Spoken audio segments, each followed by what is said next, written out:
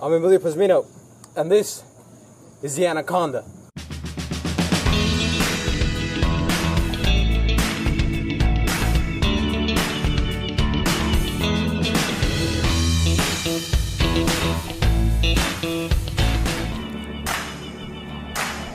Today we're out here in the Amazon River, and we were back there near the entrance of the flooded forest when we came across this guy on a log. Given that there's no land over there, I had to bring him back to this platform to film. Look how impressively big this animal is. It is the largest snake in the world, the green anaconda. There are 4 species of anaconda, which would be the yellow, the Bolivian, the dark spotted, and the green. Now this one, it is said to be able to grow up to 30 feet in length. But there are really unconfirmed reports of this ever happening. Usually that would be from many years ago. I believe that the largest verified report was around 20 feet, but still a very impressive snake. Given that length, it is said that it is the second longest snake in the world, beat only by the reticulated python. However, the anaconda is much bulkier, because while the reticulated python lives in the trees, the anaconda is going to live here in the water. So it allows them to grow twice the girth of a reticulated python the same size. Now this snake is extremely powerful. Look at all these muscles. I've had to deal with boa constrictors in Ecuador and pythons in Florida of similar size, but they were nothing compared to the sheer strength and power of this animal right here. You can identify an anaconda because its greenish body on top has these dark spots that alternate in rows. You can see those spot. And then under, it's going to have a yellowish belly with more spots that have a black border, but they're going to be yellow in the center. Up until here, near the tail, where it's going to go back to being yellow with solid dark spots.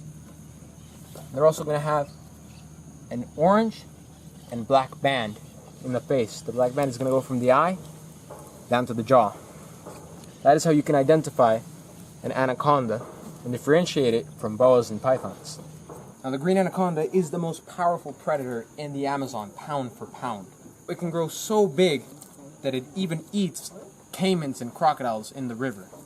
Maybe the only one who might be able to take down an anaconda on full size would be the jaguar, but it's still disputed as to who will be able to win in that fight. Anacondas are part of the boa family.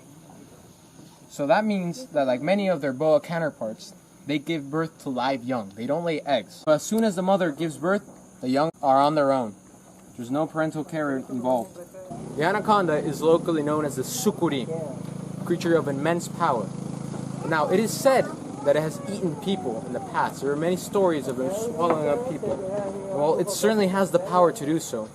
As of now, there are unconfirmed reports of any anacondas eating people in recent times. Given that the anaconda is part of the boa family, it is a constrictor. You can see that they use a strong muscle to wrap around their prey, which in this case would be me in theory. Get him off for a second. Look at the power of this muscle. It's going to wrap around this prey. It's going to squeeze it, pretty much literally squeezing the life out of its prey. It has no venom though. There is no member of the boa family that's going to have venom. They all use the method of constriction. So if I do get bit by the snake, which we're going to try not to do today, won't really matter. However, let's see if I can get him up. They do have very sharp teeth, which doesn't really show here. It's inside. But their teeth are very sharp, and they're C-shaped and curved backwards, so that when they bite, they're going to latch on to their prey, so they can get a good kind of like grip on it before they can coil them and squeeze. You can see that the snake is kind of in shed right now, and I feel like I have some on my neck. Do I have some? Yeah, definitely. See this? Got some scales on my neck. It's sticking everywhere. Because even though this snake, I think it's fully grown, it's still going to keep shedding continuously throughout its entire life. The anaconda's favorite prey would be the capybara, which is basically a very large rodent that lives in South America. But they can go after pretty much anything they can swallow. The thing about these snakes is that they can swallow creatures that are bigger than their head because their jaw bones, they're not connected through the bone. They have sort of like a ligament that leaves them floating there. So when they swallow their prey, their muscles can actually stretch. Their face will go, and they can swallow stuff that is bigger than their own head, which is how they can eat animals such as the capybara, which, needless to say, are very thick. So right now it's wrapped around me, so I can't really show you guys how big it is. So I'm gonna ask a friend of mine, Juan. He's gonna help me by grabbing the tail. Sure. We're gonna stretch it out so you can see just how big the snake is. So gotta get a wider shot. He's gonna pull that end. Now I'm gonna stretch. Pull it a little further.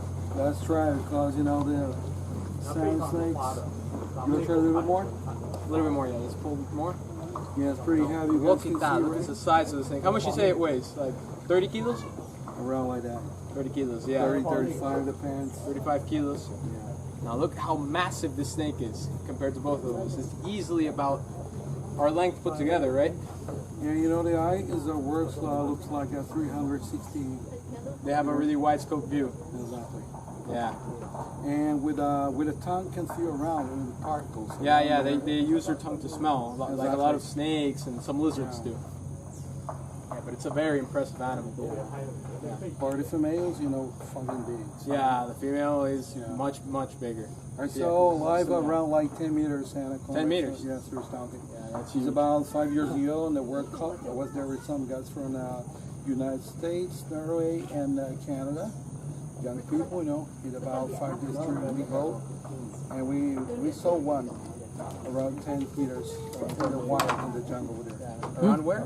Yeah, you know Rio Negro upstream? Yeah. Around like 112 kilometers far off Manaus. Upstream from Manaus. Exactly. Wow, that is very It's impressive. pretty heavy, you know. Yeah, it's very heavy. Yeah. Well, thank you very much. Yeah, you're welcome. Okay, everyone. Well, guys, it was an awesome experience to be able to get the largest snake in the world up close for the cameras.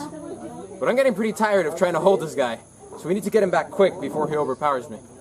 Bueno muchachos, till next time. If you guys enjoyed this video, be sure to give it a like and comment down below. And if you haven't already, subscribe so you don't miss out on any new adventures by clicking the channel icon right above. Or click here to watch another video. And as always, thanks for watching.